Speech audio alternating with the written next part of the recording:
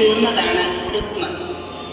ലാളിത്യത്തിൻ്റെയും പരിമിതികളുടെയും തിരസ്കരണത്തിൻ്റെയും നിസ്സഹായതയുടെയും ദാരിദ്ര്യത്തിൻ്റെയും വികാര നിർഭരമായ കൂടിക്കാഴ്ചയായിരുന്നു ഒന്നാമത്തെ ക്രിസ്മസ്.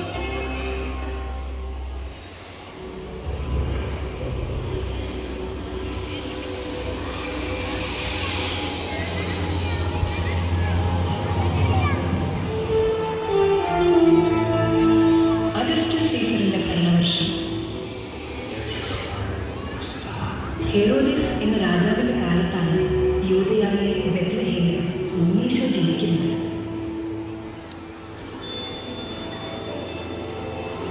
ജോസഫും മറിയവും തമ്മിലുള്ള വിവാഹം നിശ്ചയിച്ചിരിക്കുന്ന സമയം ഗബ്രിയേൽ മാലാഖ പ്രത്യക്ഷപ്പെട്ട് ഇങ്ങനെ പറഞ്ഞു: കൃപ നിറഞ്ഞവളെ, കർത്താവ് നിന്നോടുകൂടെ, നീ ഭയപ്പെടേണ്ട, ദൈവസന്നിധിയിൽ നീ കൃപ കണ്ടെത്തിയിരിക്കുന്നു. നീ ഗർഭം ധരിച്ച് ഒരു പുത്രനെ പ്രസവിക്കും. നീ അവന് യേശു എന്ന് പേരിടണം. ഇതെങ്ങനെ സംഭവിക്കും? പുരുഷനെ അറിയുന്നില്ലല്ലോ. പരിശുദ്ധാത്മാവ് നിന്റെ മേൽ വരും. അത്യുന്നതന്റെ ശക്തി നിന്റെ മേൽ ആവസിക്കും.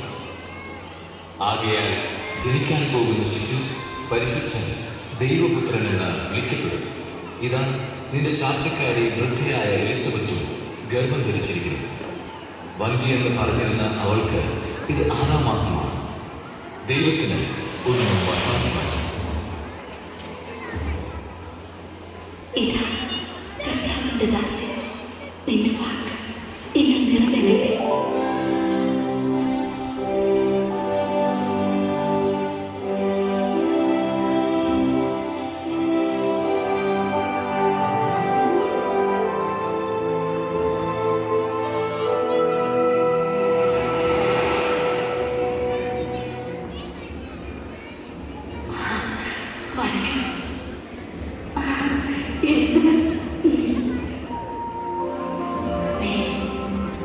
അനുഗ്രഹീതയാണ്, നിന്റെ ഉദരഫലവും അനുഗ്രഹീതം.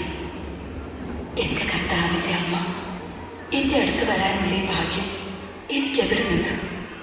ഇതാ, നിന്റെ അഭിവാദന സ്വരം എൻ്റെ ചെവികളിൽ പതിച്ചപ്പോൾ ശിശു എൻ്റെ ഉദരത്തിൽ സന്തോഷത്താൽ കൊതിച്ചു ചാടി.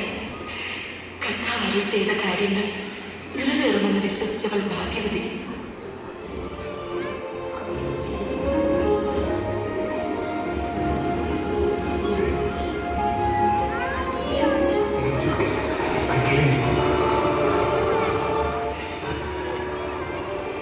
ദാവീദിന്റെ പുത്രനായ ജോസഫ്, മറിയത്തെ ഭാര്യയായി സ്വീകരിക്കാൻ നീ ശങ്കിക്കേണ്ട.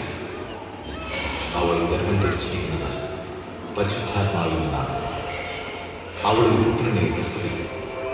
നീ അവന് യേശു എന്ന് പേരിടും.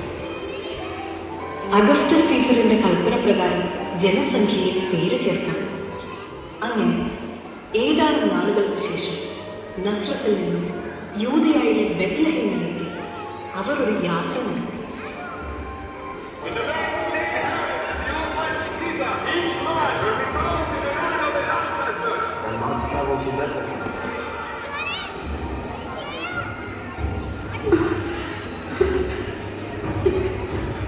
എനിക്ക് വലിയ ജോസഫ്,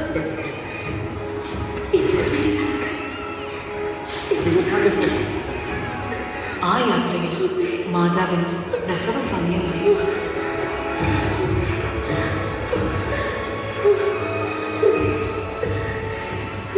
നീ ഇവിടെ ഇരിക്കും, ഞാനൊരു സ്ഥലം കണ്ടുപിടിക്കട്ടെ. എന്റെ ഭാര്യയ്ക്ക് പ്രസവ സമയം എടുത്തു. നിങ്ങൾ വേറെ എവിടെയെങ്കിലും അന്വേഷിക്കുന്നു.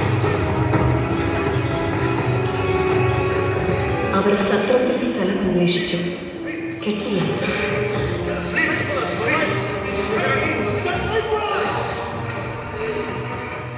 മറ്റു ഭവനങ്ങളിൽ അന്വേഷിച്ചു, കിട്ടിയില്ല.